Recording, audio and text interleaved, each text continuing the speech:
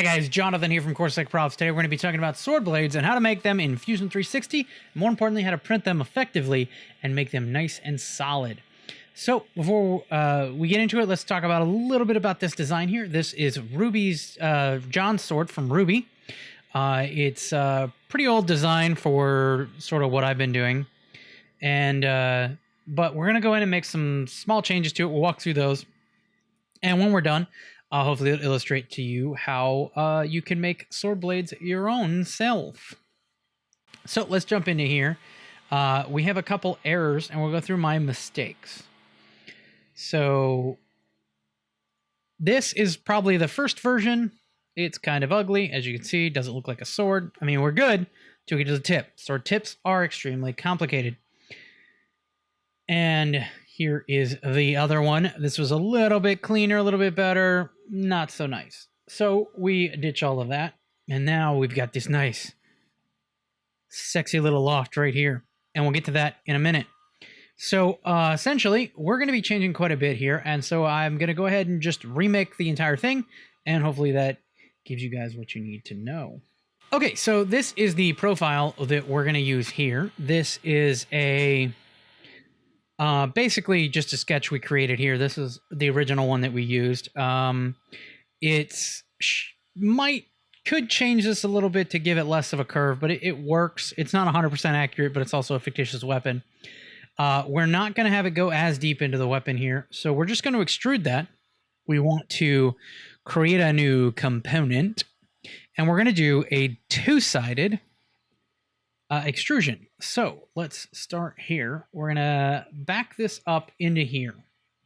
Now I've already cut this so that it's oversized slightly to fit the sword blade and stuff, but we want to go in deep enough to not really to not be exposed, but we don't want to go too deep. So let's go ahead and go in, say 55 millimeters, and then we'll have some space to play with on the inside here.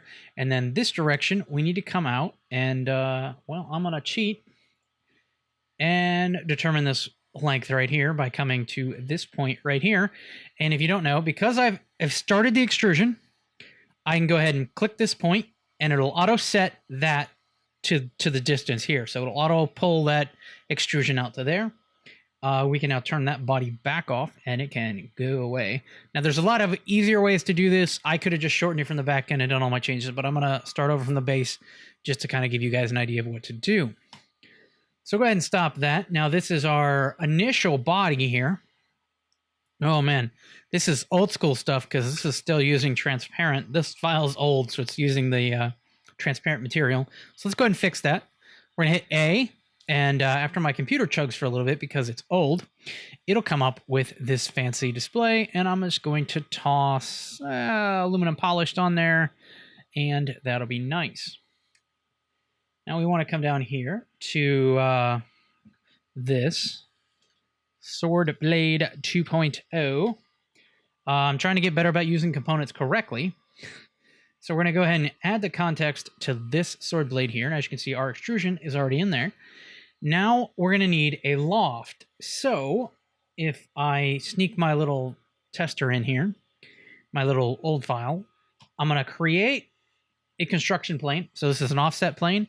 And we're going to offset it the distance we need, which is to this point here. And unfortunately, due to context, I can't get it, but we can know that it's about 70 millimeters. There we go. Let's get rid of that.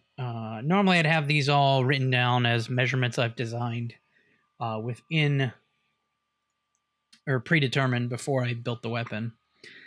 But I don't have those notes anymore. So we're going to create a sketch here. This is going to auto-project everything we need onto this plane. I don't think I have to do that. I might not have had to do that, but we'll see. I could have probably just used the surface plane for the loft. We'll figure that out in a minute. Now we're going to create a sketch right here, and we're just going to draw a little line. We're going to use this center point. That should be the axis that runs all the way down the blade because we've started on the origin back here. And we're just going to go like so. And that's pretty much all we need. Let's go ahead and stop that. And as you can see, we've got a point here and we're ready to go. Now we're going to go into the Create menu here.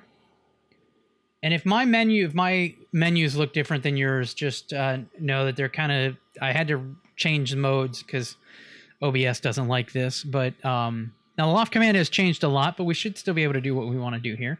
We're going to click on this profile. Now we're going to click on this point. And as you can see, that created a nice sword blade.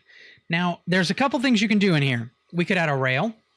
And if we did, say I wanted to, in fact, I'm going to go ahead and do it. So instead of making that, we'll go ahead and create a sketch. We want to create it on the plane right here. And then we're going to project in both this point and this point to the new sketch. Let's create an arc really quick. 3-point arc from here to here and just give it a thing. Now, there are certain sword tips, I think, that are similar to this. So let's go back into our loft command. Again, we're going to pick this profile to this point. And as you can see, we've got our blade again the way we want it. We are going to change something here that I forgot, but we'll get to that in a second. If I click this rail, as you can see, it's curved it funny. And that's so you can make profiles. You know, there's a lot of different uses for this, like a cutlass would be made sort of like this, or a Bowie knife. But if I put a rail on the other side, let's go ahead and cancel. Let's go back into that sketch. It should be under here. Actually, it should be right here. So double click on that. We've got this. We'll go ahead and mirror. Actually, I can't mirror that until I create a center line. So we'll create a centering line. We'll mirror this guy on this line. Oh. Mirror this object on this line. We'll get it. Okay, so now we have two rails. We'll go back in, stop that sketch again.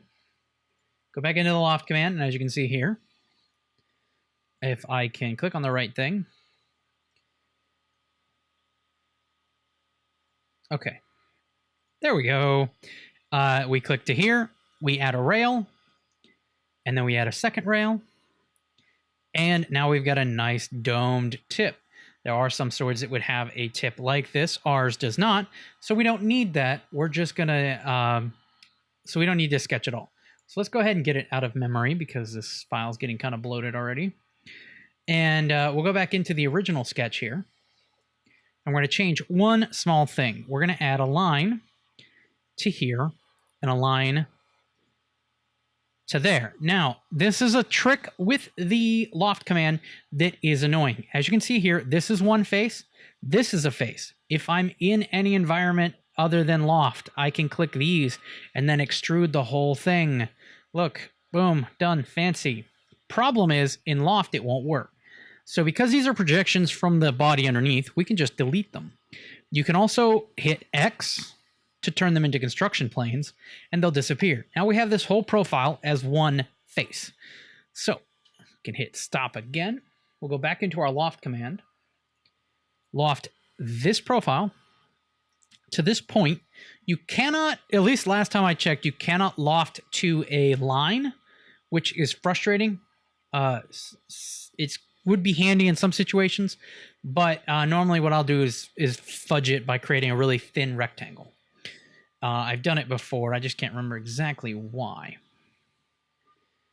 So let's hit OK there. So that created our thing. Well, now we've got this weird endpoint here. And what are we going to do with that? Well, first off, let's go ahead and turn off the visibility of that sketch that's underneath. If you're curious how I'm doing that, it's the V command, or the V key, I guess. That's usually how I do it. It's nice and handy. Not so quite so handy to get it back. You got to go find it, but there are ways to do that. So we're going to extrude both of these, and we're going to extrude them to, say, this point. What that does, as you can see, gives us a nice end to that Fernell. Forgive me, sword people, for I know not your terms. But I think it's a Fernell. Sure, we'll go with that. The groovy thing. The groovy thing. So anyway, that is our sword tip all done and fancy and looking cool. And it's relatively easy. You can do that. There's a lot of different ways to do that, but it's not done. First off, our printer is not this big. This thing, from one end to the other, is quite big. So if we look at it here, it should be about 600. That's not quite it, but yeah, it's about 600 because I'm in this component. So let's turn off this component here. There we go. And from here to here, using the inspect tool, gives us 595. That's 595 millimeters. That's a big printer. We have a CR10, S400, and that gives us about 400 millimeters in height. I usually restrict that to 300 millimeters just for shipping reasons and other craziness. So we're going to need to cut this into 2 pieces. But before we cut it, we're going to have to come in here. Let's get rid of everything else. And we're going to modify this profile. Now, what I'm going to do is going to add a little bit of structure to this blade. So I'm going to want to come. So we're going to go ahead and hit our thing. Whoop, there we go. All right. Now we're going to go ahead and draw a line here. We're going to draw a line here. If I can find it. Where's it at? Come on. There it is. The triangle means it's the midpoint of the line. So we're going to get these 2 lines. Instead of drawing a midpoint and mirroring it, we're just going to draw 2 circles because it's easy. So we're going to find the midpoint of the circle, and we're going to come out. Now you can see we can get all the way out to 10 millimeters thick. That's how thick this blade is. It's not very thick, but it's, you know, about average for a sword blade, at least for a prop sword blade. So how big are we going to make this? Well, I'm going to go with 6.5 millimeters. And the reason for that is 1/4 inch is about 6 millimeters. A 1/4 inch dowel will fit in this pretty nicely. I know it works because I've done it before, and this is one of those standard sizes. Now, I'm going to put usually an acrylic rod through here. I find it's a little more flexible, it's a little better, but you can use dowel rods. Wooden dowel rods are perfectly fine for this kind of stuff. Threaded rods work. Not entirely sure which one would be 6 millimeters thick. Probably 1/4 inch threaded rod would suffice. I'd have to look at the tables to see what the max. Anyway, getting a little too engineering. So we've created a circle. Let's create our other circle. And what we're doing here is not necessarily saving time, not necessarily saving material, because it's not going to infill as much, and it's going to have more exterior, outer perimeters. That's the word I'm looking for. I can speak. I are educated. And what we're going to do is go ahead and use these circles to extrude all the way down the base. But what we can probably do, well, let's go ahead and, no, you know what? It's going to be really hard to get down there to that end. So what we're going to do is create a hole. So we probably didn't even need to make this circle, but normally I make a circle because it's bigger, and then I go down to the end, I chop it all up. But we're going to make a hole instead. So 6.5 millimeters on this point here. Why is it not changing? There we go.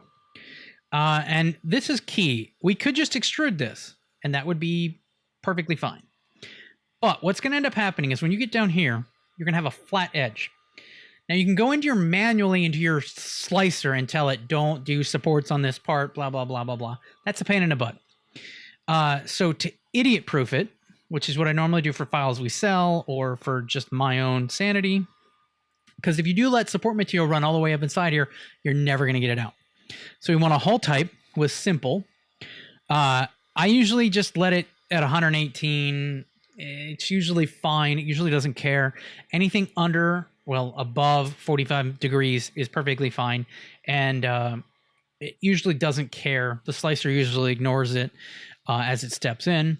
The diameter is 6.5, and it says the depth is 6.5 right now. Well, we don't want that. We want it definitely to be way bigger than that.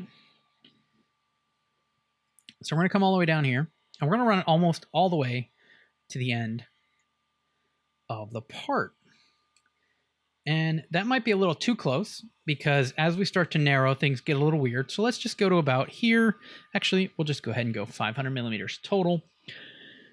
Just for round figuring, I'm going to change it because I'm annoying.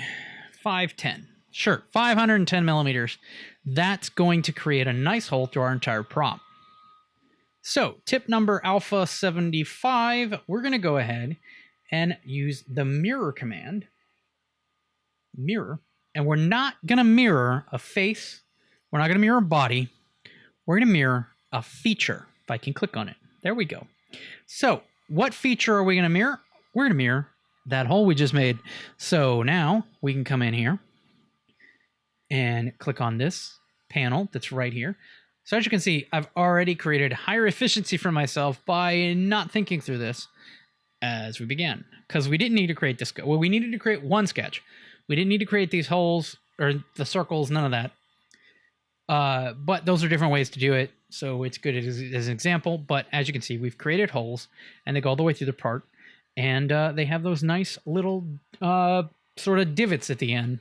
And normally that's because a drill bit will bottom out in that kind of profile. So you want to design your parts to have that in it. So, and it's engineering mumbo jumbo. You can put bottomed out holes in there. You can put whatever you want. But for our purposes, that works.